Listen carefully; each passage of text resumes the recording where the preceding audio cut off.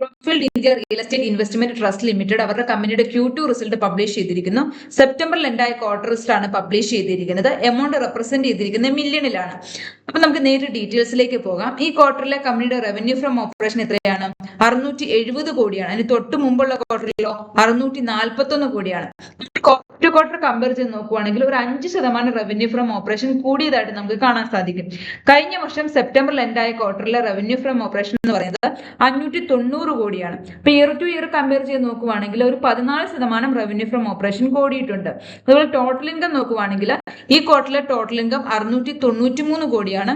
അതിന് തൊട്ട് മുമ്പുള്ള ക്വാർട്ടറിലോ 653 കോടിയാണ്. നമ്മൾ ക്വാർട്ടർ ടു ക്വാർട്ടർ കമ്പയർ ചെയ്ത് നോക്കുമ്പോഴത്തേനും ടോട്ടൽ ഇൻകം കൂടിയതായിട്ട് കാണാം. അതുപോലെ കഴിഞ്ഞ വർഷത്തെ ടോട്ടൽ ഇൻകം എത്രയാണ്? 603 കോടിയാണ്. ഇയർ ടു ഇയർ കമ്പയർ ചെയ്ത് നോക്കുമ്പോഴും ടോട്ടൽ ഇൻകം കൂടിയിട്ടുണ്ട്. അതുപോലെ ടോട്ടൽ എക്സ്പെൻസ് നോക്കുവാണെങ്കിൽ ഈ ക്വാർട്ടറിലെ ടോട്ടൽ എക്സ്പെൻസ് എന്ന് പറഞ്ഞാൽ 502 കോടിയാണ്. അതിന് തൊട്ട് മുമ്പുള്ള ക്വാർട്ടറിലോ 486 കോടിയാണ്. നമ്മൾ ക്വാർട്ടർ ടു ക്വാർട്ടർ കമ്പയർ ചെയ്ത് നോക്കുമ്പോഴത്തേനും ടോട്ടൽ എക്സ്പെൻസ് ഒരു 3% കൂടിയിട്ടുണ്ട്. കഴിഞ്ഞ വർഷത്തെ ടോട്ടൽ എക്സ്പെൻസ് എത്രയാണ്? 556 കോടിയാണ്. ഇയർ ടു ഇയർ കമ്പയർ ചെയ്ത് നോക്കുമ്പോഴത്തേനും ടോട്ടൽ എക്സ്പെൻസ് 10% കുറഞ്ഞിട്ടുണ്ട്. അതിനുള്ള മെയിൻ കാരണം എന്ന് പറഞ്ഞാൽ ഫിനാൻസ് കോസ്റ്റ് കുറഞ്ഞിട്ടുണ്ട്.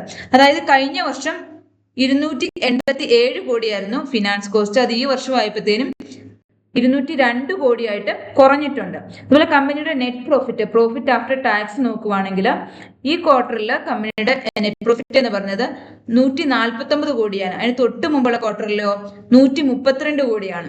ക്വാർട്ടർ ടു ക്വാർട്ടർ കമ്പയർ ചെയ്ത് നോക്കുവാണെങ്കിൽ ഒരു 13% നെറ്റ് പ്രോഫിറ്റ് കൂടിയിട്ടുണ്ട്. കഴിഞ്ഞ വർഷത്തെ കമ്പനിയുടെ നെറ്റ് പ്രോഫിറ്റ് എത്രയായിരുന്നു? 22 കോടിയാണ്. ഇയർ ടു ഇയർ കമ്പയർ ചെയ്ത് നോക്കുമ്പോഴത്തേനും ഒരു 561% കൂടിയതായിട്ട് നമുക്ക് കാണാൻ സാധിക്കും. അതുപോലെ EPS ഏർണിംഗ് പെർ ഷെയർ നോക്കുവാണെങ്കിൽ ഈ ക്വാർട്ടറിലെ ഏർണിംഗ് പെർ ഷെയർ എന്ന് പറയുന്നത് 2.26 പൈസയാണ്. അതിന് തൊട്ട് മുമ്പുള്ള ക്വാർട്ടറിലോ 2.05 പൈസയാണ് വരുന്നത്. നമ്മൾ ക്വാർട്ടർ ടു ക്വാർട്ടർ കമ്പയർ ചെയ്ത് നോക്കുവാണെങ്കിൽ ഒരു 10% EPS കൂടിയതായിട്ട് കാണാൻ സാധിക്കും. കഴിഞ്ഞ വർഷത്തെ EPS എത്രയാണ്? 0.64 ആണ്. അത് ഇയർ ടു ഇയർ കമ്പയർ ചെയ്ത് നോക്കുമ്പോഴത്തേനും ഒരു 253% കൂടിയതായിട്ട് നമുക്ക് കാണാൻ സാധിക്കും. അപ്പൊ നമുക്ക് ഈ ഇൻകം സ്റ്റേറ്റ്മെന്റ് ഒന്ന് സമ്മറൈസ് ചെയ്ത് നോക്കുവാണെങ്കിൽ കാണാൻ സാധിക്കും. Revenue from operation quarter to ക്വാർട്ടറും ഇയർ ടു ഇയർ നല്ല രീതിയിൽ ഗ്രോത്ത് ഉണ്ട്. ടോട്ടൽ എക്സ്പെൻസ് നോക്കുവാണെങ്കിലോ ക്വാർട്ടർ ടു ക്വാർട്ടർ ഒരു 3% കൂടിയിട്ടുണ്ട്. ഇയർ ടു ഇയർ ഒരു 10% കുറഞ്ഞിട്ടുണ്ട്.